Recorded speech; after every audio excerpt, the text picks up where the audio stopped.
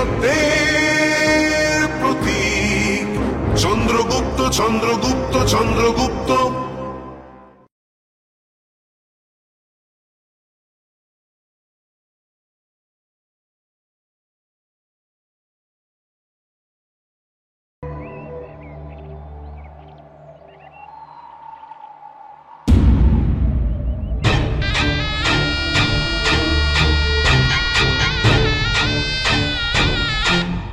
সমস্ত গ্রামবাসীরা এখান থেকে কোথায় পালিয়ে গেল?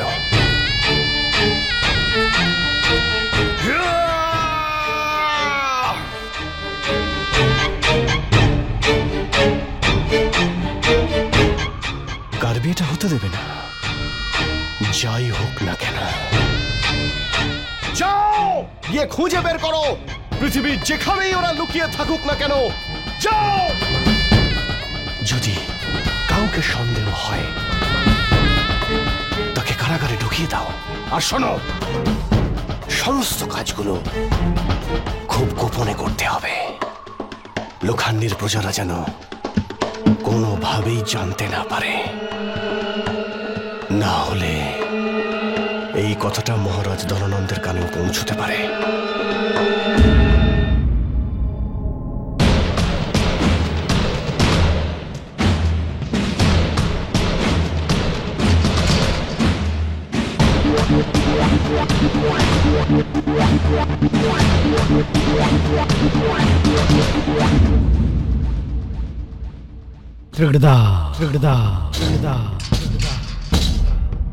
দাগ ধিনাধীন,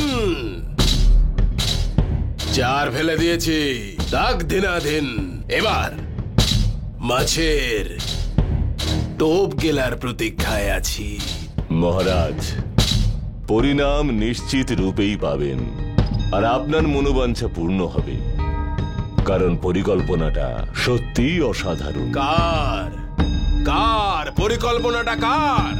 আপনারই তো মহারাজ। তাহলে পরিণাম মনের মতো হবে না কেন বলো? ধনানন্দ ধনানন্দ কখনো অসফল হতে পারে না।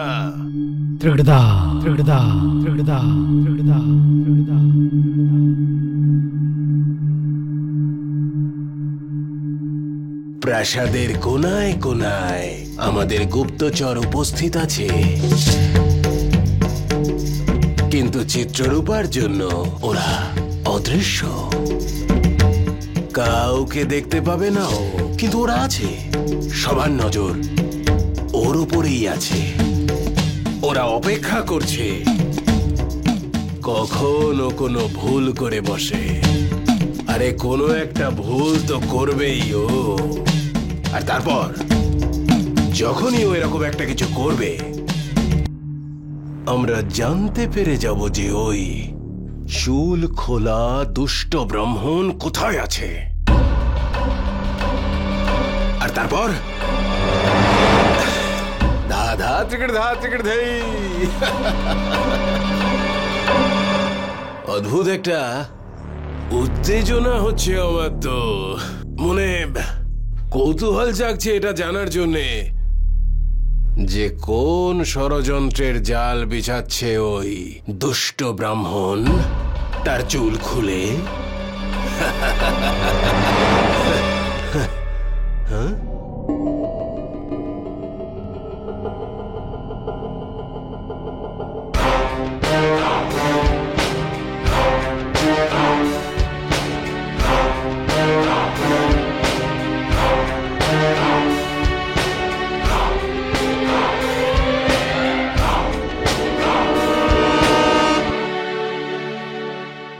আচার্য, এইসব কি হচ্ছে? লোখান্ডির নাগরিকেরা কৌমুদী উৎসবের আয়োজন করছে। এটা কৃষকদের উৎসব, যা 1 মাস পরে হবে। 1 মাস?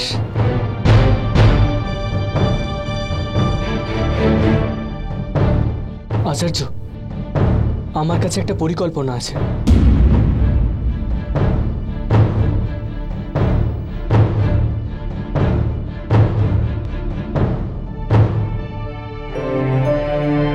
এটা উপযুক্ত জায়গা নয়।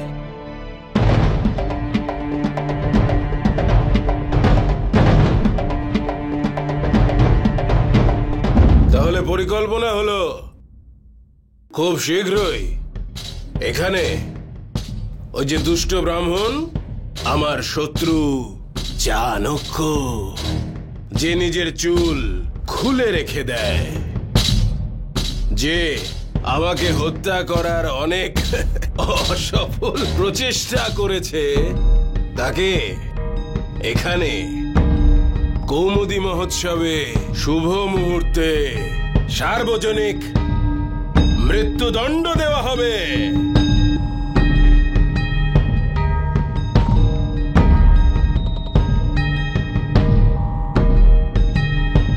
আর এই শুভ অনুষ্ঠানের সব ব্যবস্থা আমার প্রধান পরামর্শদাত্রী চিত্ররূপা করবে।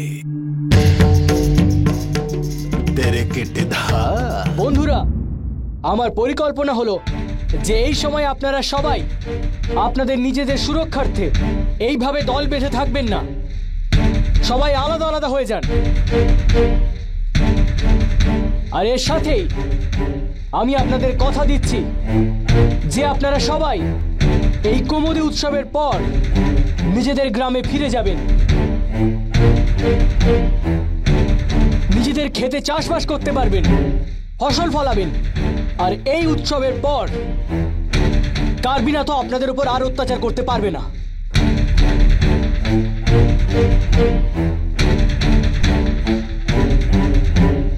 এত জাঁকজমকপূর্ণ হবে যা আজ পর্যন্ত কখনো মগধে হয়নি। কোন সম্রাটের বিবাহের থেকেও এটা বেশি জাঁকজমকপূর্ণ হবে। আমি এই মৃত্যুদণ্ডের ঘোষণা 1 মাস আগে এই জন্য করলাম যাতে সমগ্র মগধের নানা দিক থেকে মানুষ এখানে এসে দেখতে পারে আর ওই দেশদ্রোহীর মুখে থুতু দিয়ে নিজেদের পুণ্য কর্তব্য পালন করে। আমার উপর বিশ্বাস রাখুন, আমি কার্বিনাথকে শেষ করে দেব। আর আপনাদের সবার সুরক্ষার্থে আমার এটাই সঠিক উপায় বলে মনে হলো। আজ আমি এটা প্রতিজ্ঞা করছি যে এই কৌমুদী মহোৎসবে আপনারা যে যার বাড়িতে থাকবেন, কার্বিনাথের ভয়ও থাকবে না আর ওকে অতিরিক্ত করও দিতে হবে না। প্রতিশ্রুতি দিচ্ছি আমি, এই কৌমুদী উৎসব ভারতের ইতিহাসে চিরস্মরণীয় হয়ে থাকবে। এই উৎসব দেখিয়ে দেবে যে ধননন্দের সঙ্গে শত্রুতা করার পরিণাম কি হয়। ব্যাস, কৌমুদী মহোৎসবের প্রতীক্ষা করা যাক।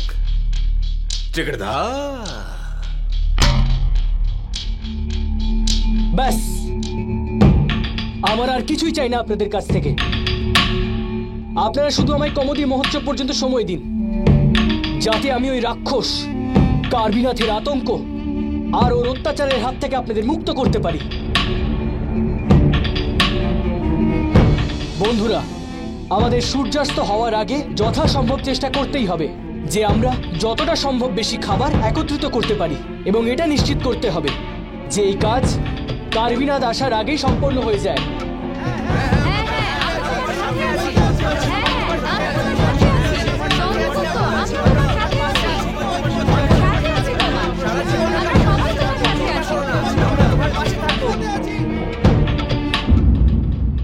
আমাদের যত তাড়াতাড়ি সম্ভব গ্রামবাসীদের কাছে এই কথা পৌঁছতে হবে যে ওনারা এই লোখণ্ডীতে বেশি সময় সুরক্ষিত নন।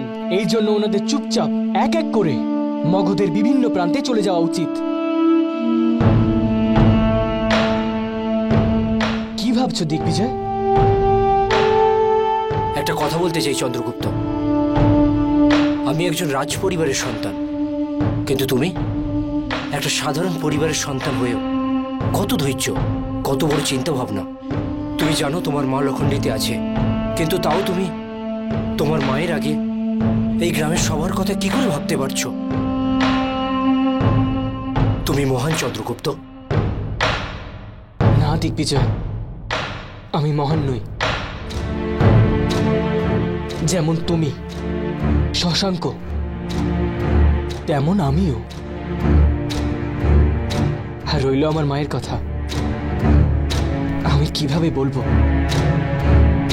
যে ঠিক কতটা ধৈর্য ধরে আছি।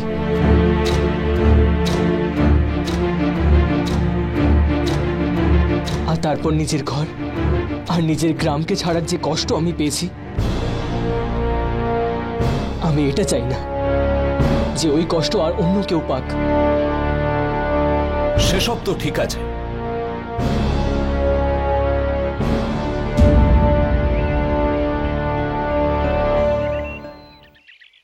কিন্তু গ্রামবাসীদের সামনে কার্বিনাথকে পরাজিত করার যে শপথ তুমি নিয়েছ, তার জন্য কি পরিকল্পনা করেছো তুমি?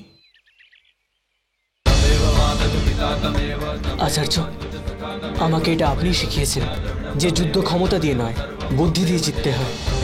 এই জন্য আমিও প্রথমে কার্বিনাথের দুর্বলতার খোঁজ নেব, আর তারপর ওখানেই আঘাত করব, যেখানে আঘাত করলে ওর বেশি পরিমাণে আঘাত লাগবে। তোমার ভাবনা একদম সঠিক দিকেই যাচ্ছে, কিন্তু আচার্য, আমরা ওনার দুর্বলতা বুঝবো কি করে?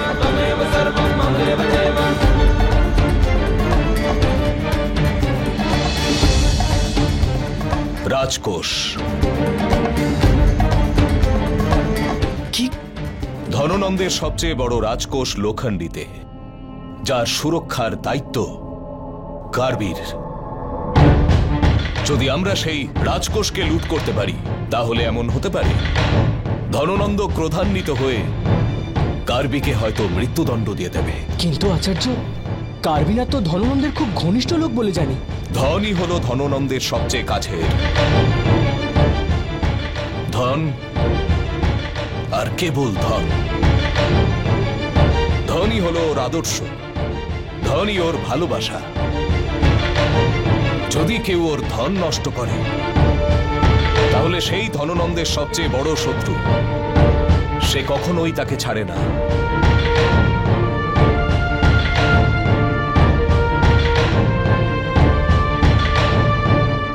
আচার্য, কিন্তু রাজকোষাগার লুট করা, আমরা কোনো চোর বা ডাকাত তো নই, তাহলে এটা অনৈতিক হবে না তো?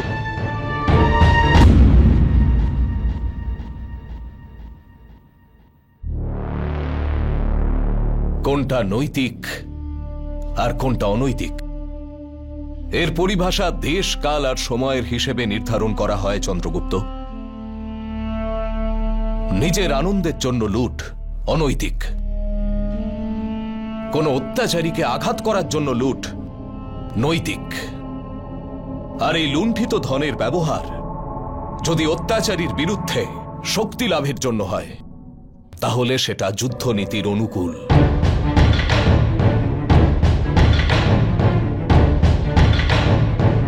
আর এই লুণ্ঠিত ধন থেকে যদি কিছু নিপীড়িত অসহায় মানুষের সাহায্য হয়, তাহলে এরকম লুট সর্বদা নৈতিক। যতক্ষণ না যুদ্ধে কোনো নিরীহ মানুষ আঘাত পাচ্ছে, সব নৈতিক, সব উচিত। এখন আমরা যুদ্ধ পরিস্থিতিতে আছি চন্দ্রগুপ্ত। এই যুদ্ধ কেবলমাত্র কার্বির বিরুদ্ধে নয়, কেবল ধননন্দের বিরুদ্ধেও নয়, এটা সাধারণ মানুষের অন্যায়ের বিরুদ্ধে লড়াই। এই যুদ্ধে জেতার জন্য যা কিছু সম্ভব সবই করতে হবে আমাদের।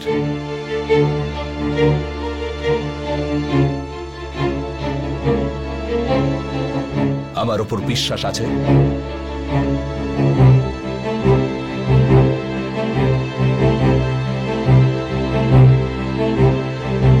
নিজের থেকেও খুব বেশি, আচার্য।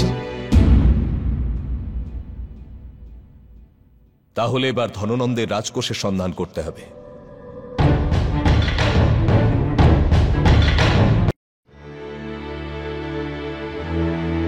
জানি না কোথায় আছেন আচার্য চাণক্য। ওনার তরফ থেকে তো কোনো সংবাদ এলো না, কিন্তু তবুও বর্তমান পরিস্থিতি সম্পর্কে ওনাকে জানানোটা খুবই জরুরি। কি করি আমি, কিছু বুঝতে পারছি না।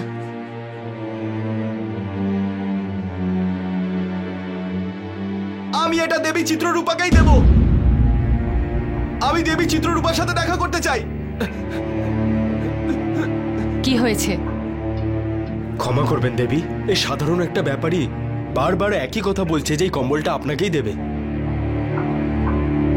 তুমি কি চেনো আমায়? নিয়ে যাও ওকে। আরে দেবী, আপনি তো তক্ষশিলা থেকে কম্বল আনতে বলেছিলেন। দাঁড়াও,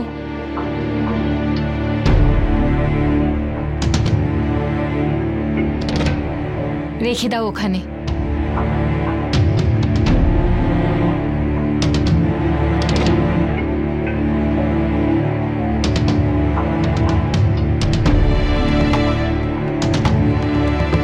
তোমরা যেতে পারো।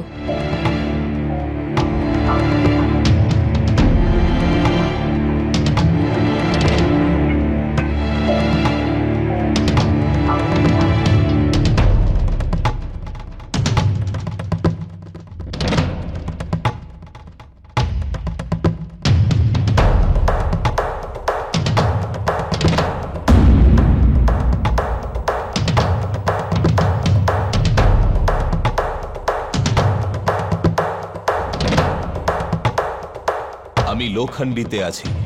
তোমায় এখানকার রাজকীয় কোষাগারের মানচিত্রের খবর নিয়ে আমাকে পাঠাতে হবে। ধননন্দের সব কোষাগারের মানচিত্র অমাত্য রাক্ষসের কাছে আছে।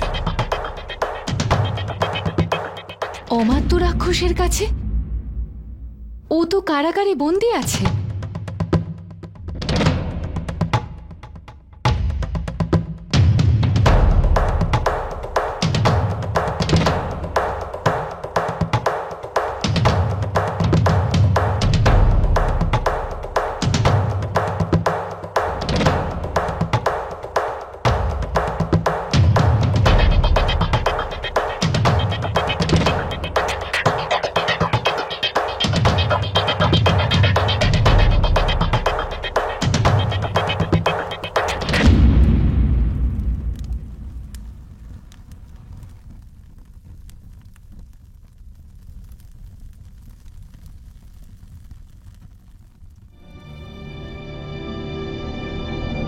চন্দ্রগুপ্ত, ভিক্ষা করে এতটুকুই পেয়েছি।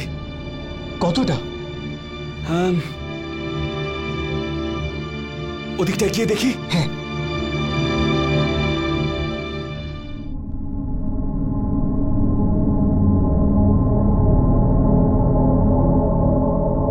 বা ভদ্রভট্ট, এবার আমাদের লোকেদের মধ্যে ভাগ করে দাও। ঠিক আছে। আর তারপর তাড়াতাড়ি ওদেরকে এখান থেকে বেরোনোতে সাহায্য করতে হবে, কেউ যেন ধরা না পড়ে।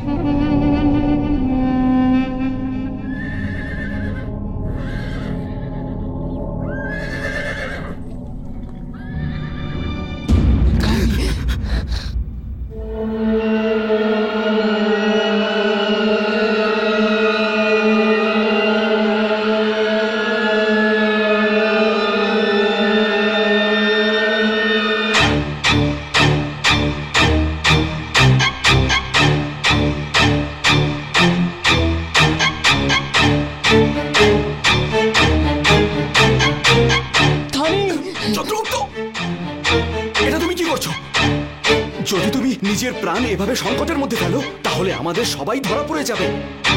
হ্যাঁ, দেখো চন্দ্রগুপ্ত, আমাদের একটা সুযোগ নষ্ট করলে চলবে না।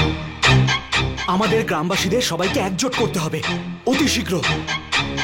চলো চলো, এসো।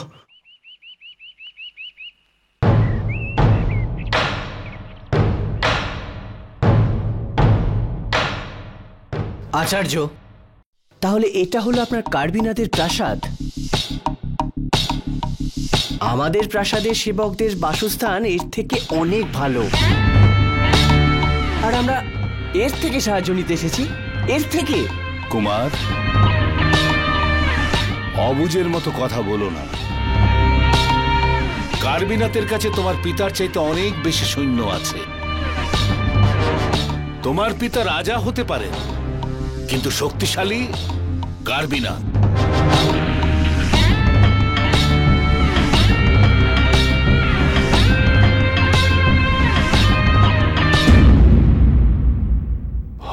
এই গ্রামবাসীরা কোথায় লুকিয়ে পড়ল? আকাশে মিলিয়ে গেল নাকি মাটিতে মিশে গেল?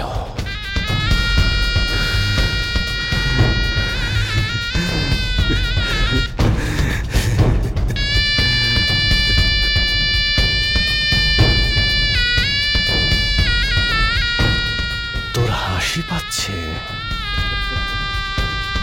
কি জন্যে হাসি পাচ্ছে তোর? বল, তোর কি কারণে হাসি পাচ্ছে?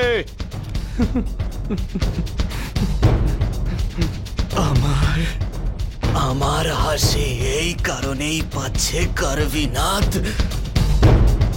এটা ঠিকই আমার গ্রামবাসীরা বহু বছর ধরে তোমার অত্যাচার সহ্য করেছে, কিন্তু এইবার ওরা যখন প্রথম উত্তর দিল আর তুমি পাগল হয়ে গেলে। পাগল তো হয়ে যাবি তুই আর তোর গ্রামবাসীরা যখন তুই তোর মৃত্যু চোখের সামনে দেখবি। কারভি, মৃত্যু আমার নয়, খুবই শীঘ্রই মৃত্যু তোর হবে।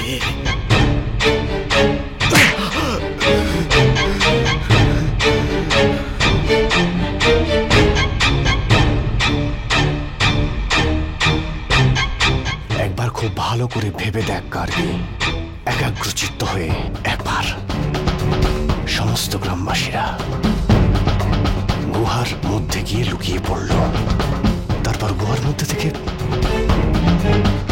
অদৃশ্য হয়ে গেল। কোথায় অদৃশ্য হয়ে গেল সবাই? ওদের সব জায়গাতে খুঁজলাম আমি, সব জায়গাতে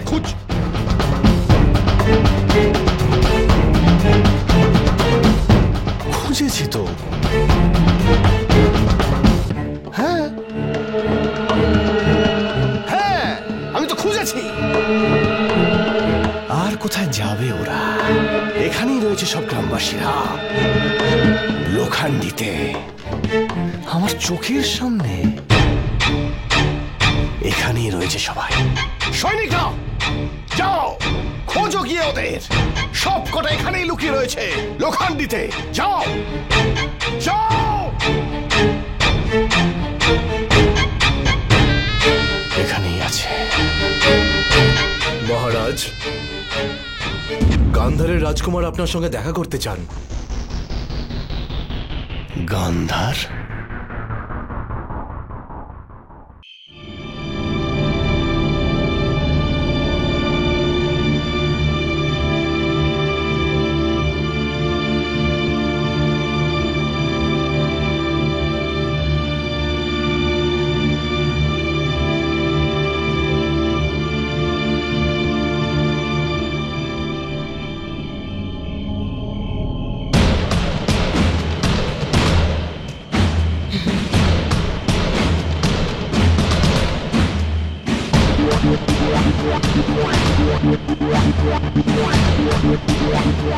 তোমার কথা শুনেই আমরা নিজেদের গ্রাম ছাড়লাম। তোমার কথাতেই আমরা লোখণ্ডী ছাড়ছি।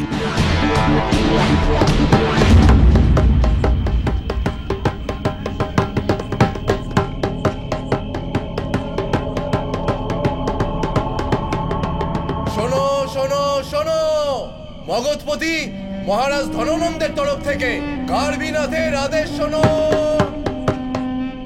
যতদিন না টাপলির গ্রামবাসীদের পাওয়া যাচ্ছে, ততদিন সমস্ত নাগরিক, কৃষক এবং ব্যবসায়ীদের নিজের নিজের রাজকর 25% বর্ধিত হারে দিতে হবে। আরো একটা কথা, কারোর ওপরেই সামান্যতম সন্দেহ হলেই সেই মুহূর্তেই আমাদের খবর দেবে। এই গ্রামবাসীদের ধরিয়ে দিতে যে আমাদের সাহায্য করবে তাকে কার্ভিনাথ পুরস্কার দেবে। শোনো শোনো শোনো শোনো শোনো শোনো।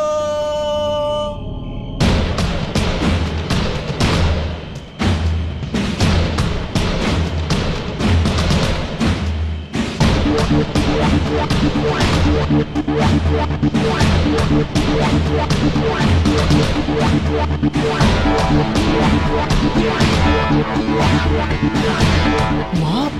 তাড়াতাড়ি যান এখান থেকে মা। মা যদি সৈনিকরা আমাদের দেখে ফেলে তাহলে। না না মা, মা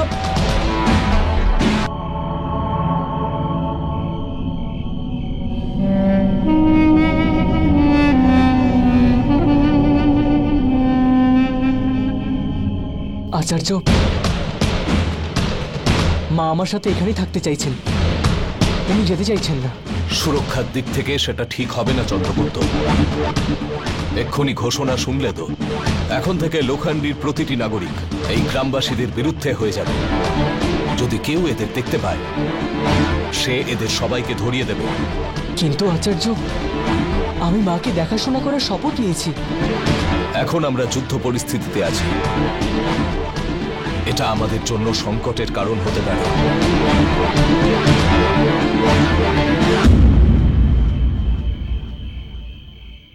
না আচার্য, আমাকে মায়ের দেখাশোনা করতেই হবে। আমার কাছে অন্য কোনো বিকল্প নেই।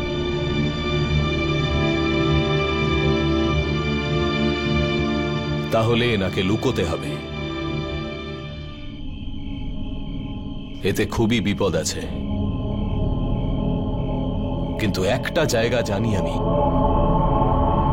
আমাদের এখান থেকে এক্ষুনি বেরোতে হবে, একসঙ্গে নয়, ছড়িয়ে গিয়ে।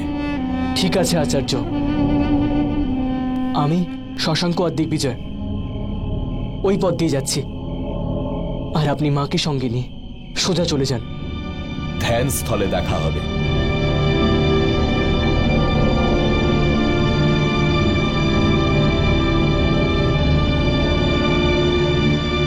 আমি জানি আচার্য যে আপনি আমার উপর সন্তুষ্ট নন, কিন্তু তবু আমার কথা রাখার জন্য ধন্যবাদ।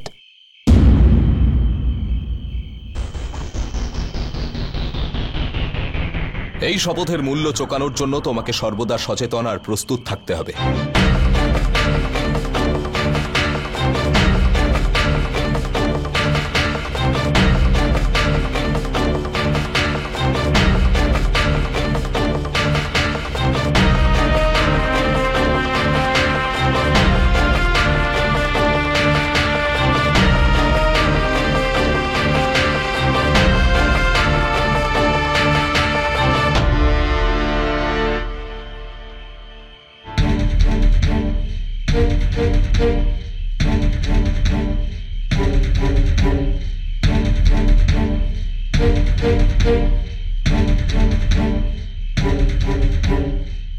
শশাঙ্ক, দিগ্বিজয়, চলো। চলো।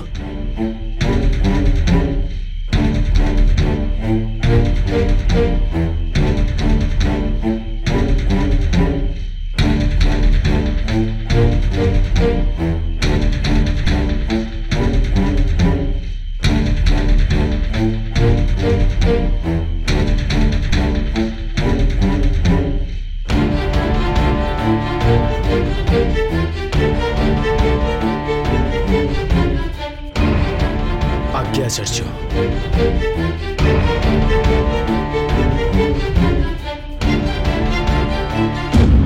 চলুন মাতা। আমি বলেছিলাম না তোমাকে যে কোনো ভুল যেন না হয়? তাহলে সে খবরটা পুড়িয়ে দিল কি করে? তোমার কিছু করা উচিত ছিল। আমাকে বিশ্বাস করুন অমাত্য, আমি যথাসাধ্য চেষ্টা করেছিলাম। আমি কিছু করার আগেই সে ওই বার্তাটাকে আগুনে পুড়িয়ে দিয়েছিল। সাবধান! মহারাজ ধননন্দের প্রধান পরামর্শদাত্রী দেবী চিত্ররূপা প্রবেশ করছেন।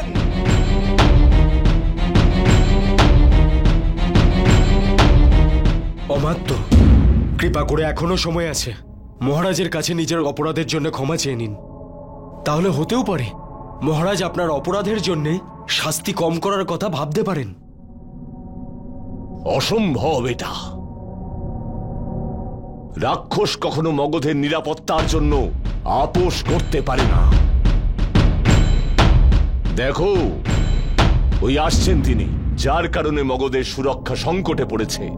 কিন্তু এখানে কেউ সত্যিটা শুনতেই চাইছে না। অমাত্য রাক্ষস, আপনার সবকিছু বলার স্বাধীনতা রয়েছে, কিন্তু আমাদের মধ্যে এই যে কারাগার রয়েছে, এর থেকে আপনি বেরিয়ে আসতে পারবেন না। এতটা অহংকার ভালো নয় দেবী। সময়ের চক্র যখন ঘুরতে থাকে তখন তা কাউকে ছাড়ে না। কে বলতে পারে সময়ের সঙ্গে সঙ্গে আমাদের দুজনের পরিস্থিতি এমনটাই পাল্টে গেল যে যেখানে তুমি আছো সেখানে আমি পৌঁছে গেলাম, আর যেখানে আমি আছি সেখানে তোমায় আসতে হলো।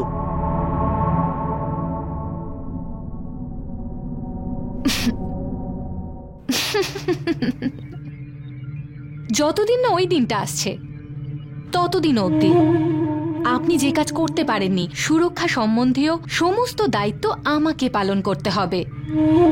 আর এই কথাটা আপনিও ভালো করে জানেন, তাই না? কি চাইছো আমার কাছ থেকে? মগধ সাম্রাজ্যের সমস্ত প্রশাসনিক দস্তাবেজ দেখা, আর তারপর সেগুলোকে বোঝা। পরের কাজ হলো সবার প্রথমে সেগুলো সুরক্ষা ব্যবস্থা করা।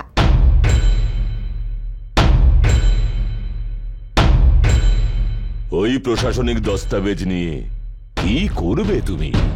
অমাত্য, আপনি ভুলে যাচ্ছেন মহারাজ আমায় তার প্রধান পরামর্শদাত্রী পদে নিয়োগ করেছেন। তাই মগধের কর ব্যবস্থার সমাধানের জন্য আমায় মগধের সমস্ত বিভাগের প্রশাসনিক দস্তাবেজ ভালো করে বুঝে নিতে হবে, নয়তো আমি উচিত পরামর্শ কিভাবে দেব মহারাজকে, তাই না?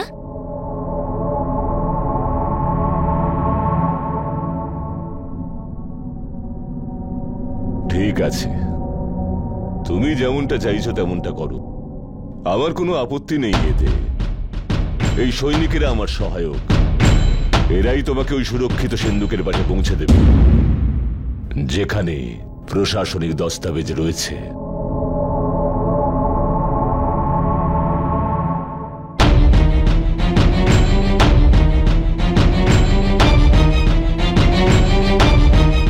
অমাত্য, আপনার সঙ্গে অভদ্রতা করার জন্য ক্ষমা চেয়ে নিচ্ছি। সময় নষ্ট করো না, দ্রুত ওর পেছনে যাও। আর হ্যাঁ, এইবার যেন ভুল না হয়। খবর নাও যে ও চাইছেটা কি আর কেন। যাও।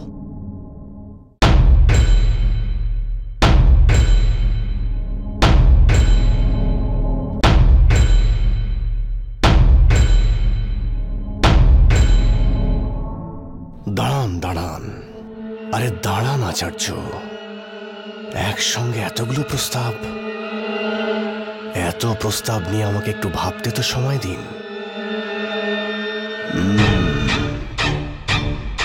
তো আপনার প্রথম প্রস্তাব অনুযায়ী আমায় এই ছেলেটাকে অর্থাৎ গান্ধারের যুবরাজের সঙ্গ দিতে হবে। আর শুধু এটুকুই নয়, যেহেতু এ গান্ধারের যুবরাজ, এই জন্য আপনার কথা অনুযায়ী আমাকে সিকান্দারের কৃপাপাত্র হতে হবে। তার বদলে আমায় ওনাকে রথ, স্বর্ণমুদ্রা, আরো অনেক মূল্যবান উপহার দিতে হবে। আর এছাড়াও আপনার পরামর্শ অনুযায়ী মগধপতি ধননন্দের বিরুদ্ধে বিদ্রোহ করার দুঃসাহস দেখাতে হবে, আর ওনার রাজ সিংহাসন ছিনিয়ে নিতে হবে। এটা করলে গান্ধারের সমর্থন আমি পাব। এতক্ষণ আপনি যা বোঝাতে চাইলেন, এটাই হলো তার আসল অর্থ।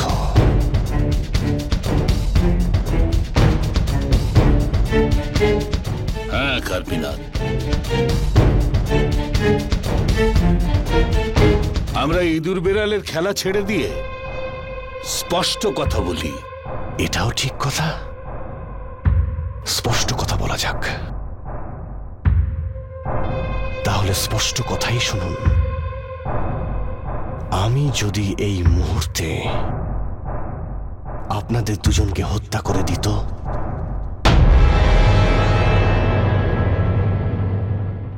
আমাদেরকে হত্যা কেন করবেন আপনি?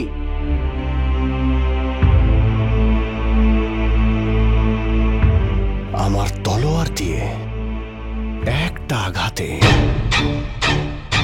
আপনাদের মাথা ধড় থেকে আলাদা করে দিই। কিন্তু আমি তো গান্ধারের যুবরাজ। আর আমি গান্ধারের প্রতিনিধি। একবার ভালো করে ভেবে দেখো কার্বিনাথ। হ্যাঁ, আর আমরা তো আপনার ভালোর জন্য প্রস্তাব দিচ্ছি। আমরা তো তোমাকে সামন্ত থেকে রাজা হওয়ার পরিকল্পনা বলছি। হ্যাঁ, এ সত্যি কথাই বলেছি। আমরা মগধের সিংহাসনে ধননন্দকে নয়, আপনি বসে আছেন এটা দেখতে চাই।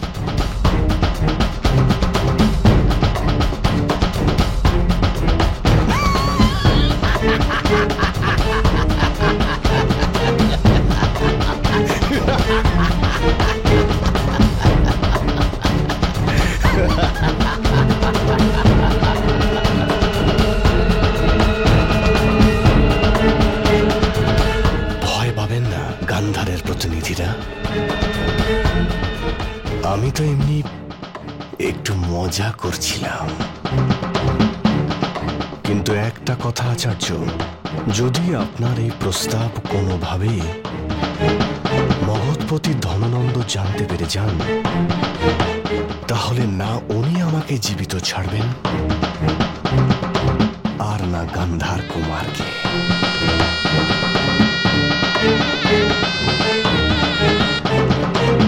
কার্বিনাথ, যতটা আমি তোমাকে জানি, আমার পূর্ণ বিশ্বাস আছে যে তোমার মতো উচ্চাকাঙ্ক্ষী আর বুদ্ধিমান ব্যক্তির মহল থেকে এই কথাটা বাইরে যাবে না।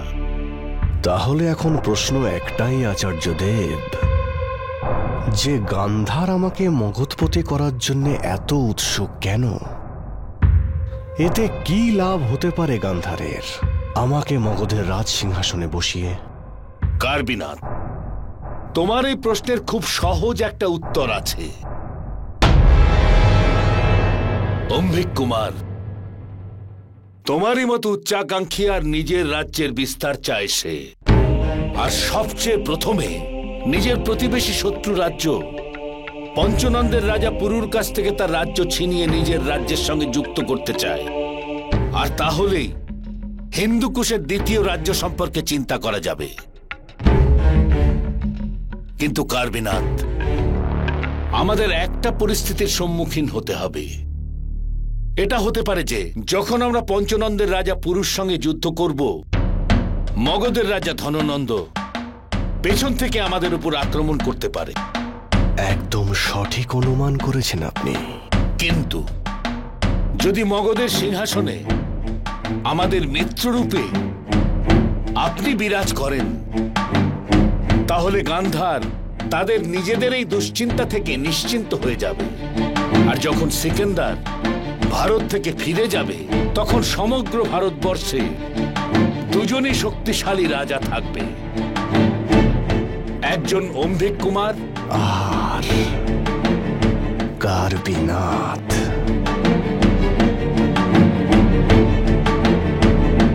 যদি আপনি আমাদের প্রস্তাবে রাজি থাকেন, তাহলে আমি এটা চাইব আপনি এগিয়ে এসে অম্বিক কুমারের সঙ্গে আলিঙ্গনবদ্ধ হন। আচার্য দেব, আমি আপনার প্রস্তাবে রাজি আছি।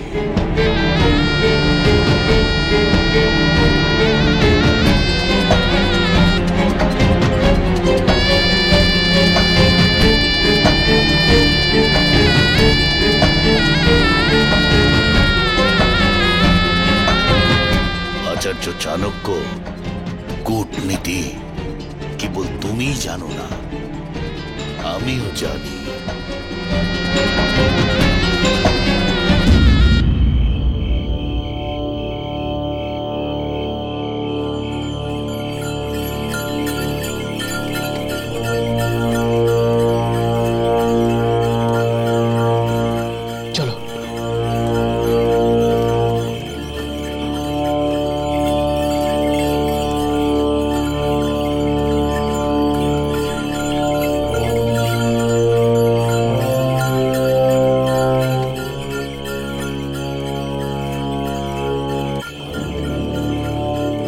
কাকা, এই পাথরগুলো নিয়ে আপনি কোথায় যাচ্ছেন?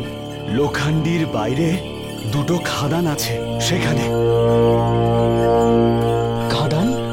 এটা সেই খাদ নয় তো যেখানে তোমার মা আছে চন্দ্রগুপ্ত?